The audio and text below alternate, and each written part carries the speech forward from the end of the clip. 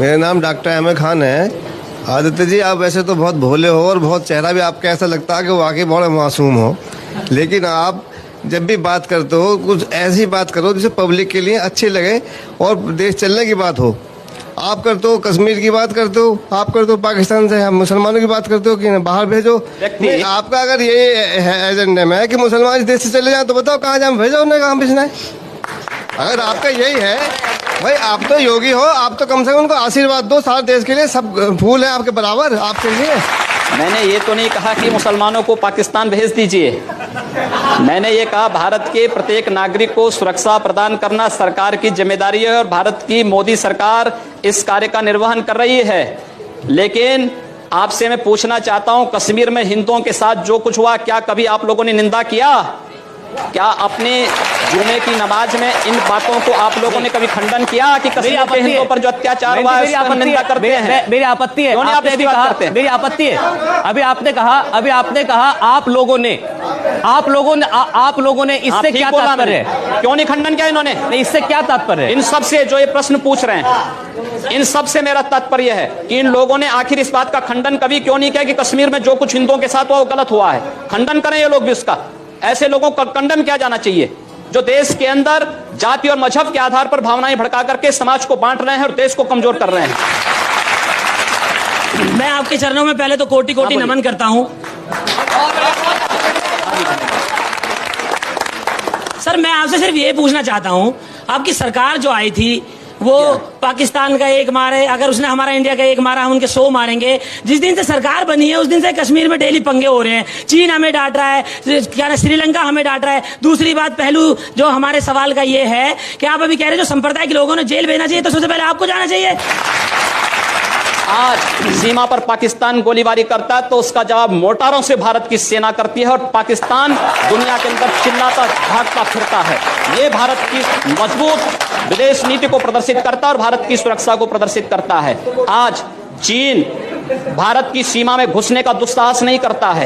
Yemen में फंसे हुए भारतीयों को वापस लाने के लिए जिस तेजी के साथ वहां पर राहत कार्य भारत ने किया है, दुनिया के अंदर एक मिसाल प्रस्तुत किया है। क्या इससे पहले कभी हुआ है? आप लोगों को धन्यवाद करना चाहिए मोदी जी का और कम से कम नतमस्तक होना चाहिए उनके चरणों में कि कम से कम देश के प्रत्येक नागरिक को सुरक्षा की व्यवस्था उन्होंने की है, प्रत्येक नागरिक का सम्मान उन्होंने दिलाया है। आपके एनडीए के बीजेपी के पूर्व साथी हैं, बहुत सीनियर नेता अरुण शौरी, उनका बयान मैं आपको बता रहा हूं। उन्होंने तो वैसे बहुत बातें कही, लेकिन इस सामाजिक मुद्दे पे उन्होंने कहा कि अल्पसंख्यकों में असुरक्षा है, चिंता है और ये सब कुछ हुआ है घर वापसी, लव जिहाद, चर्च पर हमले, इन जैसे मुद्दों की वजह से।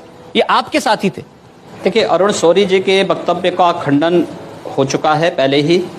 दूसरा, जो बातें आप कर रहे हैं चर्च पर हमले के लिए, आपको याद होगा जब अटल जी की सरकार थी इस देश में 1998-99 में बनी थी, उस समय बेंगलोर में कुछ चर्चों पर हमले हुए थे और दीनदयाल अंजुमन नामक एक संगठन उसके लिए जिम्मेदार पाया गया था। और उस समय भी आपने देखा होगा आगरा में एक चर्च पर हमला हुआ तो पता लगा कि एक ईसाई महिला का कोई प्रेमी था, रिक्शा चालक, उसने हमला किया था। अब उसके लिए आप हिंदू समाज को और सरकार को दोषी ठहराएं तो मुझे लगता है कि स्वयं आप विकास के एजेंडे से स्वयं हट रहे हैं और आम जनता का ध्यान विकास के एजेंडे से भटका रहे हैं। चलिए ठीक, अब आ रहा, सवालों पे आ रहा हूं, एक एक करके। मेरा नाम राजेश चौधरी है। नमस्कार जी। और ये सामाजिक सांप्रदायिकता फैलाने का कि योगी जी को जेल जाना चाहिए, मोदी जी को जेल जाना चाहिए, हमारे बीच से एक दर्शक ने कहा था, तो मैं कहना चाहता हूं जो सांप्रदायिकता को सबसे ज्यादा बढ़ावा देते हैं उनका नाम है ओवैसी। तो ओवैसी को भी तो जेल में डालना चाहिए, ओवैसी को भी तो जेल में डालना चाहिए। आपको जो है इन्होंने जो बात कही है, मुझे लगता है कि इस प्रकार के जिहादी उन्मादियों का नाम ही लेना अपने आप में पाप है, इसलिए इन पापों का नाम मत लीजिए, जाने दीजिए, उसको छोड़ दीजिए। मेरा नाम शाहिद चंगेजी है। अदी जी महाराज, मैं आपसे एक प्रश्न पूछना चाहता हूँ, क्या राम जी ने ऐसा करा है जैसा आप कर रहे हैं? अरे राम जी के आदर्शों पे चल रहे हैं, आपको भी राम जी से आदर्शों के आदर्श राम जी से आपसे ज्यादा प्यार मैं राम जी से करता हूँ, लेकिन इसका मतलब ये नहीं कि आप जबान करते हैं तो राम मंदिर के निर्माण के लिए आह्वान करिए। सुनिए, राम मंदिर की अगर आप बात कर रहे हैं तो राम मंदिर के लिए राजा मान सिंह उन्होंने अकबर के किले में तो बनवा लिया मंदिर, ये क्यों नहीं बनवा लिया?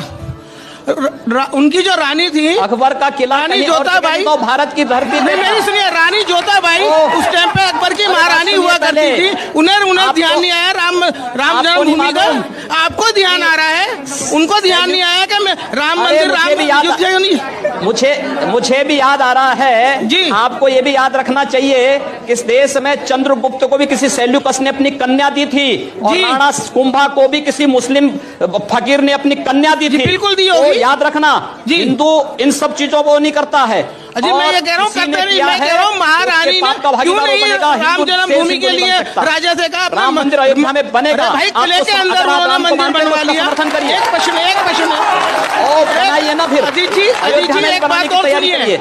मुसलमानों ने उसका यहाँ समर्थन करिए। 700 साल हुकूमत की है। अगर धर्म परिवर्तन का ये जो आप कह रहे अरे कुछ हैं नहीं। तो ये सारे यहाँ आज- मुसलमानों आज के ये हुकूमत कोई हिंदू करने नहीं वाले होता। हिंदू घरों में मुसलमानों ने बर्तन मांग हमेशा रहे ही प्यार और मोहब्बत से काम लिया है और हम भी उसी में से हैं। हम भी हिंदुओं में से हैं। हम कोई जजिया कर वो किसने नहीं लगाया है। था? ये जजिया कर किसने लगाया था? आप जी एक बात बताऊं मैं आपको, आप मुझे बात बताइए, आपके 3 पीढ़ी 4 पीढ़ी पूर्व आप लोगों के पूर्वज भी हिंदू रहे होंगे। आपको अपना डीएनए जांच कराना चाहिए, किसी हिंदू का डीएनए निकलेगा। मेरा नाम है एहसान अली। हाँ जी भाई। अभी आपने कुछ दिन पहले आपने ये कहा था कोई जोधा अकबर के साथ नहीं जाएगी, तो आपने ये सवाल बिल्कुल किस कहा। बेस पे किया था? जब आप कहते हैं कि भाई नहीं, ये सब हमारी जो पीढ़ी है, 1 मिनट सर, ये पीढ़ी हमारी सब आपके पुरख हिंदू हैं, तो हिंदुओं में ही तो जा रहे हैं। आप अपना नाम अली से एक- अपना नाम जो है कोई दूसरा कोई हिंदू नाम रख दीजिए ना। जी जी छोड़ रहे हैं उसमें। सवाल ये है कि जोधाबाई अकबर के यहाँ क्यों जाएगी? किसी सेल्यूकस की पुत्री भी तो चंद्रगुप्त के घर में आएगी। मैं कह रहा हूं कि अगर इनका नाम एहसान अली ना होकर के भरत कुमार होता तो क्या ये ज्यादा भारतीय हो जाते? अभी कम भारतीय हैं। नहीं, हर भारतीय है, भारत के अंदर जन्मा हुआ हर व्यक्ति भारतीय है, लेकिन उसको भारतीय परंपरा, भारतीय राष्ट्रीयता का भी सम्मान करना पड़ेगा और भारत के संविधान के अनुसार चलना पड़ेगा, न कि शरीयत के अनुसार। मैं एक बात नहीं समझ पाता हूं कि भारत की राजनीति में राष्ट्र धर्म की बात करना, राष्ट्रवाद की बात करना विकास के एजेंडे में कहां से बाधक है? विकास राष्ट्रीयता को लेकर के होता है और मुझे लगता है कि सरकार राष्ट्रीयता की उन्हीं पहलों को लेकर के चल रही है, कार्य कर रही है और इसलिए आम जनता के विश्वास की प्रतीक भी बनी है। हम लोगों का जो वक्तव्य है, चाहे वह लव जिहाद का हो, चाहे वह घर वापसी का हो, यह मुद्दा विकास के एजेंडे को में बाधक है, मैं इसका विरोधी हूं। आप जिसको राष्ट्रीयता कह रहे हैं उसको लेकर कई बयान आए, अभी आपने खुद उसमें से कई का जिक्र किया। मेरे पास वो कुछ बयान है, मैं वो सुनाना चाहता हूं और फिर आपसे पूछूंगा कि इसमें राष्ट्रीयता कहां है? जैसे आप राष्ट्रवाद कह रहे हैं, ये कौन से राष्ट्रवाद का प्रतीक है? जरा वो बयान देख लें एक बार। हरजी की पेड़ी जो हरिद्वार की पहचान है,